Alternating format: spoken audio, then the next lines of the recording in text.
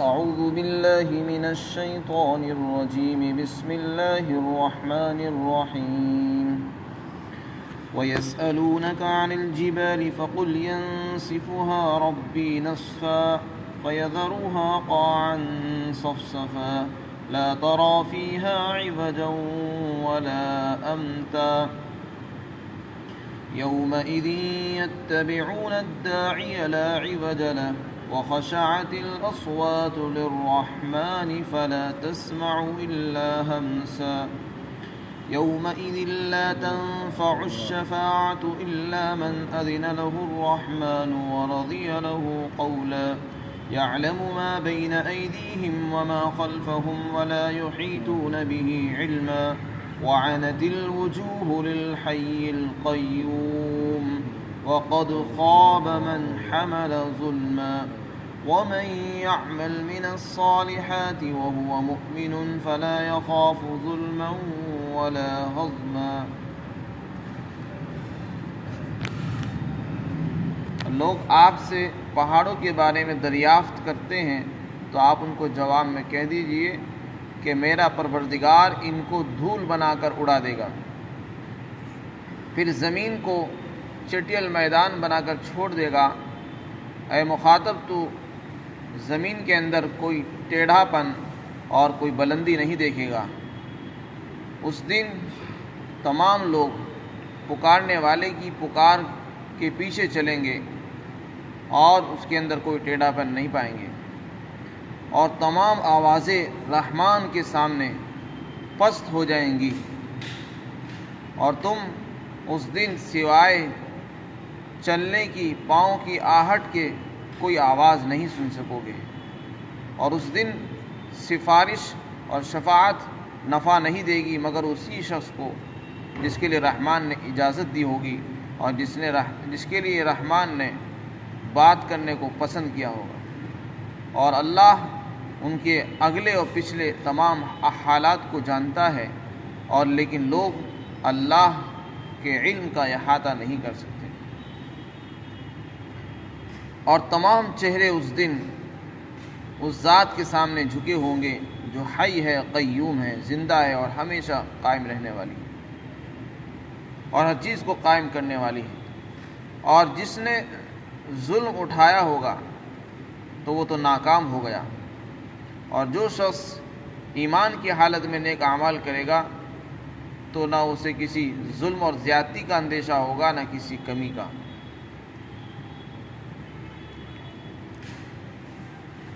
اس رکوع کے اندر اللہ رب العزت نے قیامت کے حالات کو اور وہاں کے ہولناکیوں کو بیان فرمایا۔ قیامت کا جو دن ہے وہ انتہائی ہولناک اور خوفناک ہے، اس کو ابھی تک ہم نے پڑھا ہے، دیکھا نہیں ہے، لیکن قرآن کے بیان سے معلوم ہوتا ہے کہ وہ انتہائی ہولناک دن ہوگا۔ حضرت عبداللہ بن عباس رضی اللہ تعالیٰ عنہ سے منقول ہے کہ قبیلہ بنو ثقیف کے ایک شخص نے رسول پاک صلی اللہ علیہ وسلم سے دریافت کیا کہ یا رسول اللہ، جس دن قیامت قائم ہوگی اس وقت ان بڑے بڑے پہاڑوں کا کیا ہوگا؟ یہ اونچے اونچے پہاڑ ہیں، بلند ہیں، انتہائی سخت ہیں، جو ہلتے نہیں ہیں، طوفان بھی آتے ہیں، آندھیاں آتی ہیں، لیکن یہ اپنی جگہ سے ہلتے نہیں۔ جب قیامت قائم ہوگی تو کیا یہ پہاڑ اپنی جگہ اسی طرح برقرار رہیں گے یا نہیں؟ تو اس پر آیت شریفہ نازل ہوئی، اس میں اللہ رب العزت نے فرما دیا کہ ان پہاڑوں کو میرا رب دھول بنا کر اڑا دے گا۔ یہ پہاڑ آج ہمیں سخت دکھ رہے ہیں، دیکھنے میں بڑے بلند ہیں، اونچے ہیں، آدمی جب ان کو دیکھتا ہے تو اپنی نگاہوں کو اٹھا کر دیکھنا پڑتا ہے، اور پھیلاؤ ان کا بہت بڑا ہے، پھیلاؤ میں سختی میں بہت سخت ہے، لیکن اس دن ان کی ساری سختی، ساری بلندی کی کوئی حیثیت نہیں ہوگی، سب ختم ہو جائے گی اور بالکل ایسے ہو جائیں گے جیسے کہ دھول مٹی۔ وَتَكُونُ الْجِبَالُ كَالْعِهْنِ الْمَنْفُوشِ، اس دن پہاڑ ایسے ہو جائیں گے جیسے کہ دھنی ہوئی اون ہوتی ہے، جیسے اون کو دھن دیا جاتا ہے اور بالکل وہ ریزہ ریزہ ہو جاتی ہے، اس طرح پہاڑ اڑتے پھریں گے۔ دوسری جگہ ارشاد فرمایا اذا رجت الارض رجا وبست الجبال بسا، جب زمین ریزہ ریزہ ہو جائے گی، جب زمین کے اندر زلزلہ آئے گا تو پہاڑ ریزہ ریزہ ہو جائیں گے. اذا رجت الارض رجا وبست الجبال بسا فكانت هباء منبثا، تو وہ تو پریشان غبار کی طرح اڑتے پھریں گے، جیسے کہ کوئی دھول مٹی پریشان ہوا اڑتی رہتی ہے، اس طریقے سے پہاڑ اڑتے پھریں گے. آج دکھ رہے ہیں بڑے، لیکن اس دن ان کی کوئی حیثیت نہیں ہوگی، وہ تو دھول مٹی کی طرح اڑتے پھریں گے. تو یہ بتا کر اللہ نے اشارہ فرما دیا کہ جب پہاڑ جیسی مخلوق کی کوئی حیثیت نہیں ہوگی، جو انتہائی سخت ہے اور اپنی جگہ اٹل اور قائم ہے، اور کیسا بھی طوفان آ جائے وہ اپنی جگہ سے نہیں ہلتے، لیکن قیامت کا دن اتنا زبردست ہے کہ وہ ان کو بھی نہیں چھوڑے گا. اس دن یہ بھی اپنی حیثیت کھو دیں گے، اپنا وجود کھو دیں گے. تو پھر انسان کس چیز پر غرور کر رہا ہے، کس بات پر گھمنڈ کرتا ہے، کس تکبر میں مبتلا ہے، کس دھوکے میں پڑا ہوا ہے کہ جب قیامت آئے گی تو کیا وہ بچ جائے گا؟ جب پہاڑ نہیں بچیں گے تو انسان کیسے بچے گا؟ تو اشارہ انسان کو بتانا ہے، سمجھانا ہے کہ انسان ہوش کے ناخن لے اور سمجھے کہ یہ دنیا دھوکہ ہے، ابھی بھی سنبھل جاؤ، ورنہ روزانہ کسی نہ کسی کا دنیا سے جانے کا وقت آ رہا ہے، ایک دن ہمارا بھی وقت آئے گا. تو اللہ تعالیٰ فرماتے فَقُلْ يَنْسِفُهَا رَبِّي نَسْفًا، میرا پروردگار ان کو دھول بنا کر اڑا دے گا. فَيَذَرُهَا قَاعًا صَفْصَفًا، اور پھر زمین کو دیکھو گے تم، زمین کو بالکل چٹیل میدان بنا دے گا. جب پہاڑ نہیں رہیں گے تو آج یہ بڑی بڑی عمارتیں، بلڈنگیں اور بنگلے جن پر آج ہمیں فخر ہے، ناز ہے، اور جن کے لیے ہم رات اور دن محنتیں کرتے ہیں، ان کی کوئی حیثیت نہیں رہے گی. زمین بالکل چٹیل میدان ہو جائے گی اور اس کے اندر کوئی کجی، کوئی پستی، کوئی بلندی نظر نہیں آئے گی. یعنی نہ کوئی گڑھا ہوگا، نہ کوئی اونچا ٹیلا ہوگا، بلکہ بالکل پلین ہو جائے گی زمین. اور اس دن پکارنے والے آدمی کی پکار پر لوگ چلیں گے. داعی سے مراد ہے بلانے والا. اس دن ایک فرشتہ بلائے گا تو سارے انسان اپنی اپنی قبروں سے اٹھ کر اس پکارنے والے کی آواز کی طرف کو چل دیں گے. کوئی اس سے اختلاف نہیں کرے گا. اس سے مراد ہے حضرت اسرافیل علیہ السلام. اس دن سور پھونکیں گے اور اعلان کریں گے، اے بوسیدہ ہڈیوں، اے گوشت کے ٹکڑوں، اے چمڑوں، اٹھو اپنے رحمان کی طرف. رحمان کے سامنے تمہیں آج پیش ہونا ہے، چلو رحمان کی طرف. ہلموا الی الرحمن، ہلموا الی الرحمن، اپنے پروردگار کی بارگاہ میں چلو، آج تمہاری وہاں پیشی ہے. چنانچہ اس کی آواز کو سن کر سب اپنی اپنی قبروں سے زمین اپنے اندر کی چیزیں باہر نکال دے گی، اگل دے گی، اور سب چل دیں گے. اور اتنی دہشت ہوگی کہ کسی کی آواز بھی نہیں نکل رہی ہوگی.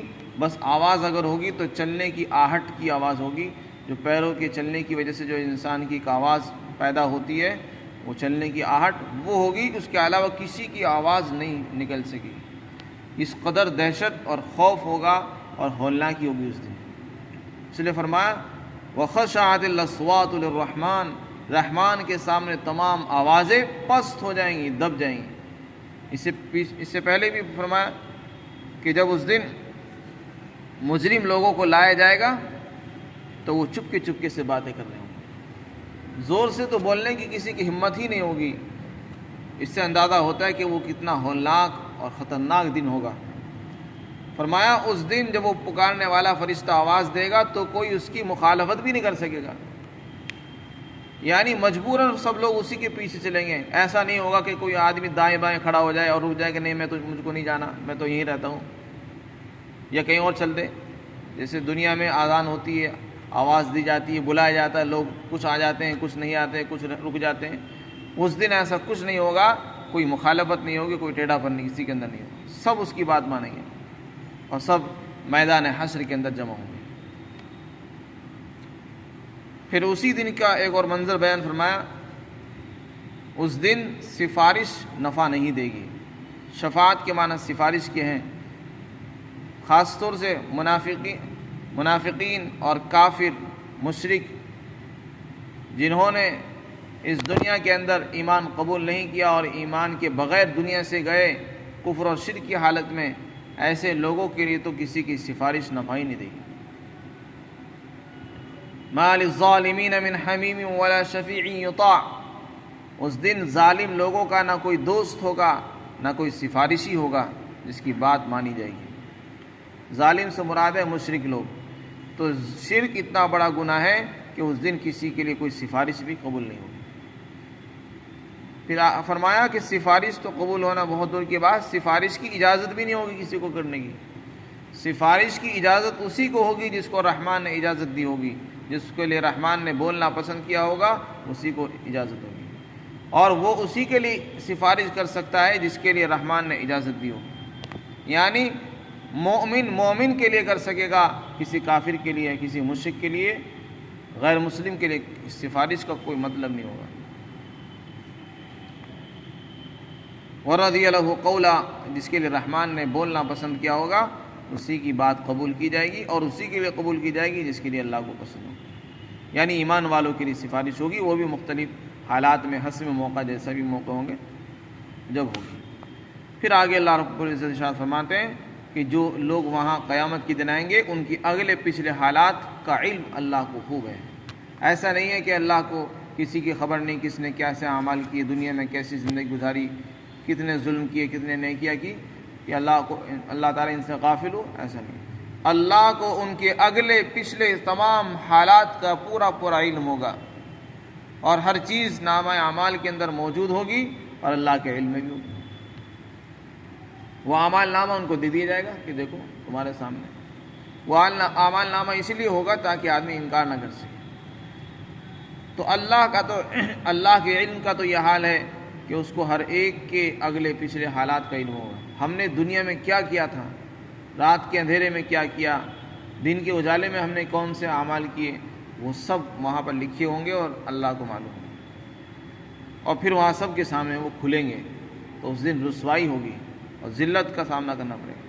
اور لوگوں کے بارے میں فرمایا کہ لوگوں کے علم کا حال یہ ہے کہ وہ اللہ کے علم کو نہیں پہنچ سکتے، نہ اس کا احاطہ کر سکتے ہیں۔ اللہ تو ہر ایک کے علم، ہر ایک کا احاطہ کر سکتا ہے، لیکن کوئی مخلوق اور انسان اللہ کے علم کا احاطہ نہیں کر سکتے، نہ اس کی ذات کا، صفات کے ساتھ احاطہ کر سکتے ہیں، اور نہ ہی اس کے علم کا احاطہ کر سکتے ہیں، اس کی معلومات کا احاطہ کر سکتے ہیں۔ وَعَنَتِ الْوُجُوهُ لِلْحَيِّ الْقَيُّومِ، تمام چہرے اس دن رحمان کے سامنے جھکے ہوئے ہوں گے، کسی کے اندر کوئی تکبر، روگردانی نہیں ہوگی۔